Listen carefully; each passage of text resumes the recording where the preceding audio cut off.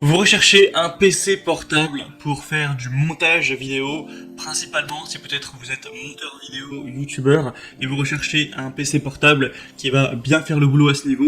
Évidemment, il n'y a pas de PC spécifique au montage vidéo. Ce qui va être important, ça va être d'avoir un processeur performant, d'avoir beaucoup de gigas de RAM, ce genre de choses, pour tout simplement qu'il y ait la puissance pour faire du montage sans avoir de bugs, sans avoir de crash, sans avoir de lag. Ce sera évidemment très utile pour toutes les autres actions de votre PC. Si vous allez faire par exemple du Photoshop, que vous allez faire de la retouche photo, si vous allez juste être sur un navigateur internet, ça vous permettra d'ouvrir plein d'onglets sans encore une fois avoir des lags, sans que votre PC soit en surchauffe, etc. Donc on va donc voir des modèles adaptés à ce niveau. Donc ce sera tous des PC portables, ce sera tous des PC qui sont un minimum puissants. Évidemment on va avoir plusieurs déclinaisons pour que si vous faites du montage vidéo ou en tout cas beaucoup de bureautique, vous puissiez trouver un PC qui serait adapté à ces activités. Donc on va présenter tout ça par ordre de prix décroissant, d'un PC plus cher à un moins cher. Donc évidemment plus les PC seront chers, en général plus ils auront de la puissance. Donc après ce sera à vous de voir, est-ce que vous avez besoin vraiment de 16 Go de RAM ou est-ce que 8 Go au final ça pourra suffire, et aussi en fonction du budget que vous avez envie d'allouer à cet achat. Donc on va commencer tout de suite, et si un des PC présentés vous intéresse dans cette sélection, il y aura tous les liens juste en dessous dans la description de la vidéo si vous souhaitez en commander un ou aller voir plus d'informations dessus. On va commencer tout de suite avec le premier qui sera le Asus VivoBook Pro 16X OLED, donc un PC portable qui ne sera pas donné en termes de prix, mais qui aura pas mal de points positifs. Ce qui est intéressant quand on est monteur ou qu'on fait beaucoup de montage, c'est si vous utilisez beaucoup de vidéos, c'est important d'avoir quand même pas mal de mémoire de stockage, donc à long terme. Donc 1 Tera avec celui-ci, ça fait l'affaire. On pourrait avoir plus, mais c'est déjà quand même pas mal. Au niveau de la RAM, on est à 16 Go de mémoire vive, donc ça vous permettra de pouvoir faire pas mal de choses sans encore une fois avoir de lag, de crash. C'est quand même intéressant. On pourrait avoir 32 Go, mais c'est déjà très rare sur des PC portables. 16 Go ça devrait suffire. On parle de faire du montage et pas non plus de faire tourner des jeux en 4K ou de faire des logiciels avec des effets spéciaux, de la colorimétrie extrêmement complexe. Donc ça peut tout à fait suffire à ce niveau. 16 Go, même 8 Go pourrait suffire en réalité. Et on aura un processeur aussi qui sera très intéressant. Donc le total fait que c'est un ordinateur qui va vraiment valoir le coup. Pour le processeur, c'est le Intel Core i7. Donc encore une fois, on pourra avoir du i9, mais i7, c'est déjà, je pense, parfaitement suffisant pour du montage vidéo, avec aussi un double ventilateur de refroidissement qui vous permettra de travailler le plus en silence possible tant que le PC n'est pas surchargé. On aura aussi un écran donc OLED qui aura une très bonne qualité en 4K, etc. De 16 pouces aussi, si vous posez la question de est-ce que vous voulez un grand ordinateur. On retrouve parfois des 17-18 pouces, mais 16 pouces ça fait déjà, le boulot c'est déjà assez grand. Vous pourrez y voir mieux que sur un 13 ou 14 pouces par exemple. Donc clairement celui-ci, je pense que c'est celui qui a les meilleures caractéristiques de la sélection au niveau des performances, tout ça, au niveau de la résolution de l'écran, ce genre de choses. On pourra bien sûr avoir plus de détails en passant par le premier lien en description, mais forcément le bémol de ça, c'est que il est quand même relativement cher. Pour un PC portable, évidemment, avec ce type de performance, on peut pas en avoir un pour moins de 1000 euros.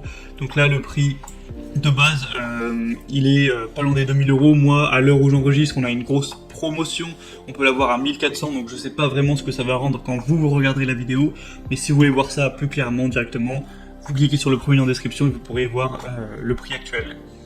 Le deuxième modèle que je vous présente, c'est le HP Envy 13BA 1002 SF PC ultra portable. Celui-ci est beaucoup plus compact, on n'a que 13,3 pouces au niveau de la taille. Vous pourrez aussi prendre 14 pouces si vous préférez, donc déjà il sera plus petit. Donc aussi ça dépend de vous, est-ce que vous avez un PC portable que vous allez déplacer occasionnellement, si parfois vous partez une semaine en vacances ou ailleurs, etc. ou dans le train, dans l'avion, ou est-ce que c'est vraiment vous bougez tout le temps, peut-être que vous êtes digital nomade, et dans ce cas-là, oui, c'est un point essentiel d'avoir un PC extrêmement léger, portable et plus petit. Donc là, ça dépend aussi de vos besoins au niveau de la portabilité. Au niveau des caractéristiques, on aura un processeur Intel Core i7, donc vraiment très bien. Au niveau de la RAM, 16 Go. Au niveau de la mémoire, donc SSD, cette fois c'est un peu plus léger, c'est 512 Go. Donc c'est quand même pas mal. Après, bien sûr, on peut toujours avoir un disque dur portable de 1 Tera à côté. Donc c'est peut-être pas essentiel d'avoir forcément 1 Tera sur le disque dur interne, mais c'est quand même plus confortable. Après 512 Go, ça fait quand même déjà l'affaire, hein, sachant qu'il y a certains PC qui sont qu'à 250, 300 Go, donc voilà, c'est quand même bien. Il sera ultra fin. On aura donc pas mal de points positifs hein, pour celui-ci. On aura aussi pour le processeur 4 cœurs un écran évidemment qui sera Full HD comme on l'a dit 13,3 pouces. Donc ce qui fait que l'écran sera plus petit mais du coup le PC sera plus léger et il prendra moins d'espace, etc., moins volumineux. Donc pour le transport, c'est quand même bien. Une bonne autonomie jusqu'à 16h45. Évidemment, 16h45, ce sera pas si vous utilisez le PC au maximum, c'est si vous faites des tâches simples. Si vous êtes plus agressif dans votre utilisation, ce sera peut-être plutôt une dizaine d'heures, mais c'est quand même une très bonne batterie avec une charge rapide. Vous pourrez charger 50% de la batterie en un peu plus de 30 minutes, donc c'est vraiment pas mal du tout à ce niveau. Donc un modèle aussi intéressant, et là au niveau du prix, il est bien moins cher que le premier que je vous ai dit qui était un prix de base à presque 2000 €. Là, le prix de base est à 1100 €, donc c'est presque 2 fois moins. Donc ça peut valoir le coup si vous avez plutôt un petit budget, enfin un plus petit budget en tout cas, d'aller vers celui-ci. Pour voir plus de détails, ce sera le deuxième lien dans la description de cette vidéo. Et on terminera avec un troisième qui sera encore plus abordable, c'est le Huawei MateBook 14 PC portable 14 pouces, donc avec du Full HD, avec un design premium en métal. Cette fois le processeur sera un petit peu moins performant, c'est Intel Core i5. Au niveau de la RAM également, ce sera moins de performance puisqu'on n'aura que 8 Go de mémoire vive et non pas 16. Au niveau de la mémoire, 512 Go, donc comme le précédent, Windows 10 Home, avec un capteur d'empreinte digitale, ça peut être toujours bien. Il me semble qu'il y avait ça aussi sur d'autres PC, je ne l'ai pas précisé à chaque fois. Ça peut être un petit peu gadget, mais c'est toujours bien d'avoir ça. C'est un clavier français en AZERTY.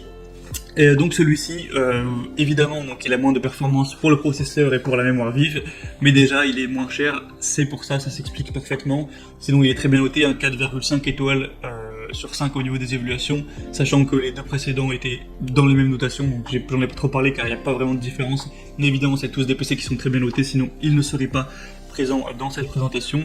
Sinon on aura un poids de 1,38 kg avec une épaisseur de seulement 1,6 cm. Donc c'est vraiment un PC qui sera portable, qui sera léger, qui sera assez fin, tout ça.